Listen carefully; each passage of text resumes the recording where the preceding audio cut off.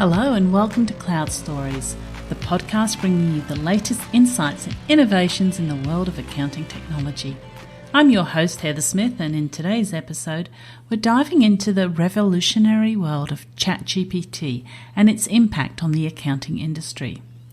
So in this session, I'll explore how this AI tool is more than just a tech gimmick. It's a game changer. I shall discuss the early adoption of ChatGPT and its evolving capabilities, the balance between innovation and consistency in the AI technology, practical applications of ChatGPT in accounting, from brainstorming to creating engaging content, and the power and the pitfalls of AI. So, from an early adopter's perspective, so when ChatGPT first emerged, I was one of the early enthusiasts who jumped on board to use it. I signed up. As I've mentioned previously, I read about 600 blogs every week in this field to assist in curating the Accounting Apps newsletter. So I do typically see what's coming out first, and I jump on a lot of things and they don't necessarily pan out. Much like the discovery of fire, ChatGPT promised to eliminate the world of accounting technology, but not without its risks. At first, the outputs were a mixed bag. Sometimes they were brilliant, sometimes they were off the mark, which was intriguing and challenging. It was akin to nurturing a flame of fire, in that it could be unpredictable, it could burn down a house, it could burn down a forest, yet it is full of potential, an amazing amount of potential. So for me, experimentation became the key. So I was continuously interacting with ChatGPT, and I began to... It was really about having an open mind and discover sort of the vast capabilities. It's like having an additional team member in the office that's always ready to brainstorm and offer insight. However, the digital colleague wasn't without quirks. The output was sometimes inconsistent, and in ChatGPT world, they call this hallucinogenic, which is the nature of AI. So it can surprise you with the outputs, the outputs that were perhaps on the tip of your tongue, but it got there a lot faster, or leave you double checking its solutions. At the very bottom of ChatGPT, it says, ChatGPT can make mistakes. Consider checking important information. So what can we as accountants and technologists learn from this? The key takeaway is the importance of staying adaptable and open-minded. ChatGPT, much like any revolutionary technology, requires sort of a patience and a willingness to experiment. You can't ask it a question, you can't prompt it and expect the very first time it come back with the right answer. You need to work with it. So it's about understanding the tool's limitations while embracing its potential to transform our potential landscape. And I would like to highlight that ChatGPT is a large language model, and where it works best is with language, with writing, with communication. And as accountants, that is really important for us. So I know that many people might come to it thinking, how is it going to help me with the numbers?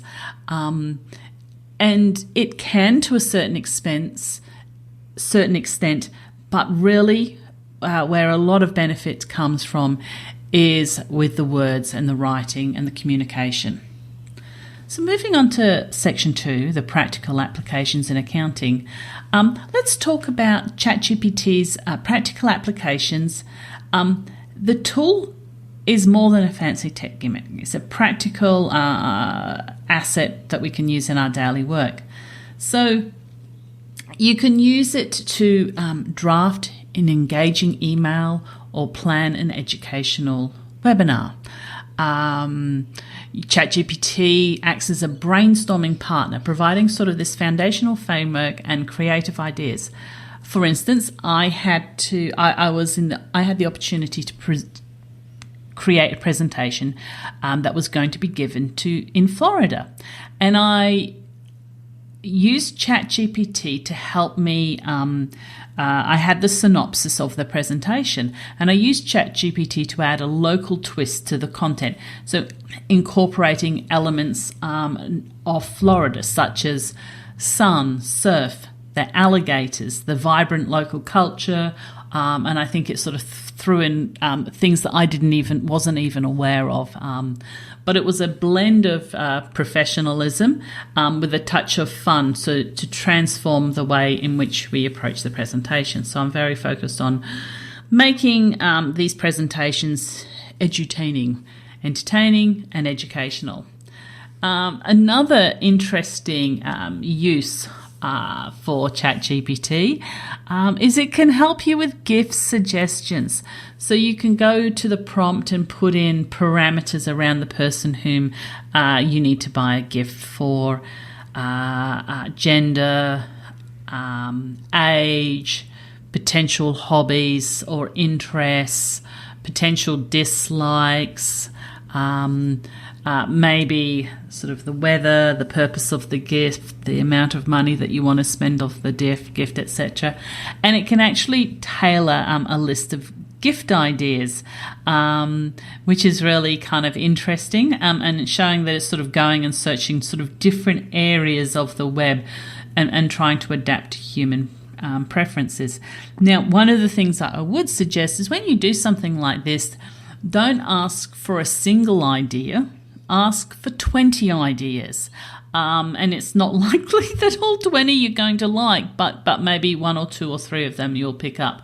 And as with a number of times when you're prompting it, ask for multiple suggestions. And even when I am in a situation where can you provide me with an engaging headline for this article, I'll ask for 10 engaging headlines for this article.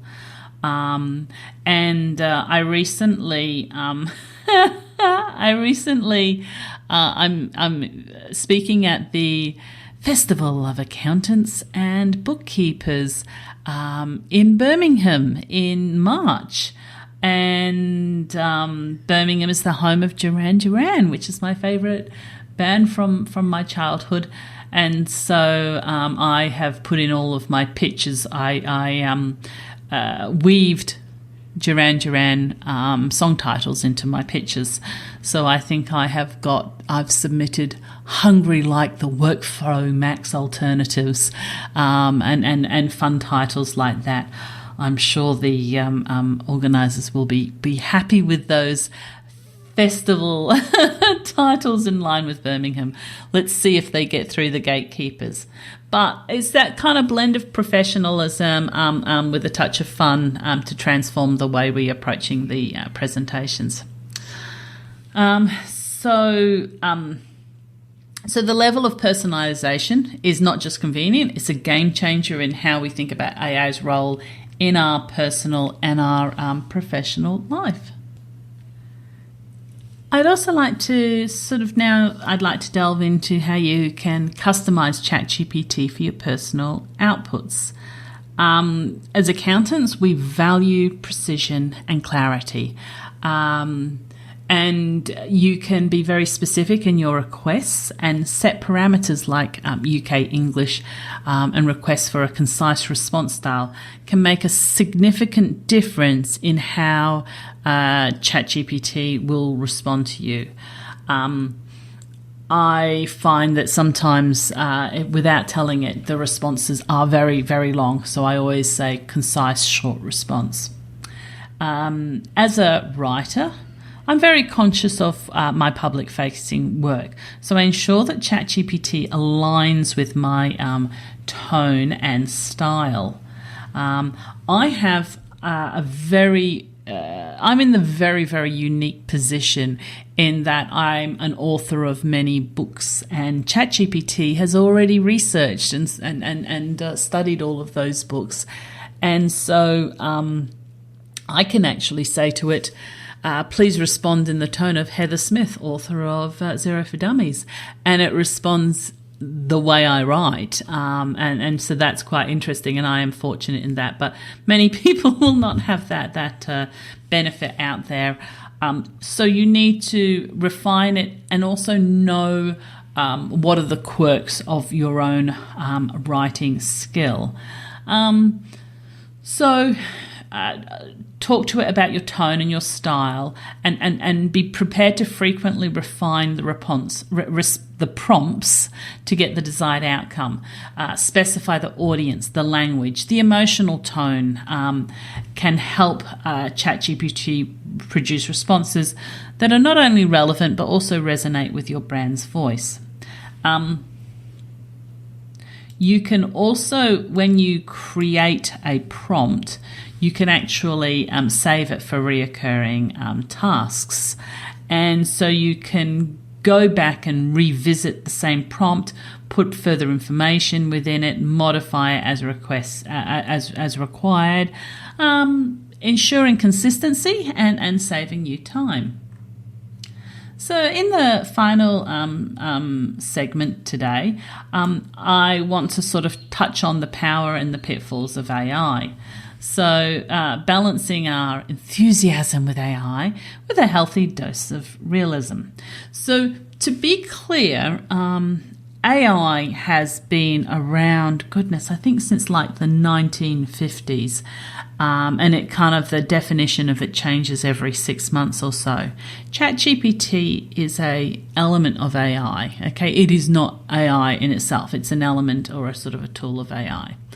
And like any tool, it has its limitations, and it's vital to approach its outputs with a critical eye.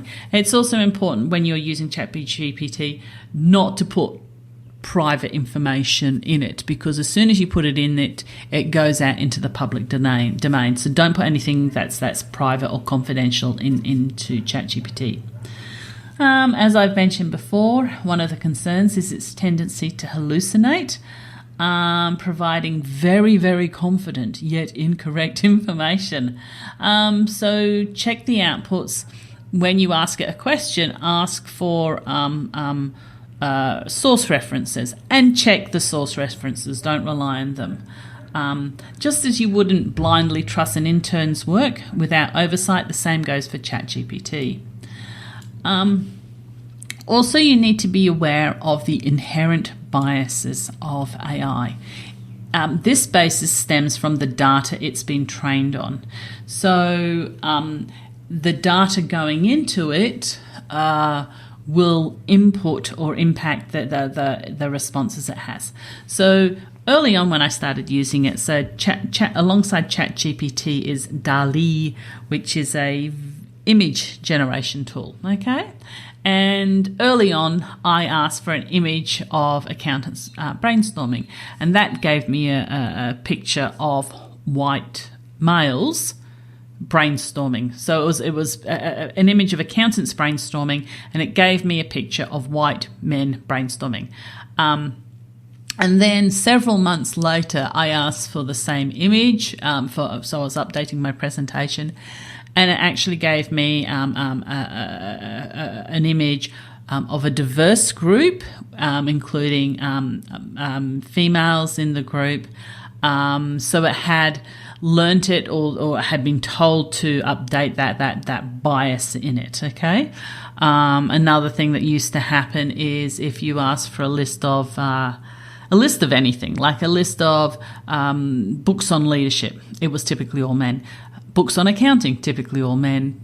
Podcasts, typically all men. So that's a bias built into the system, and you need to ask it in that question when you're prompting it. Say, okay, I want 50% of the respondents.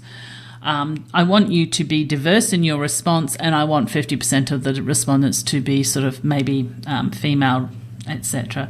Something like that. So sometimes your prompt needs to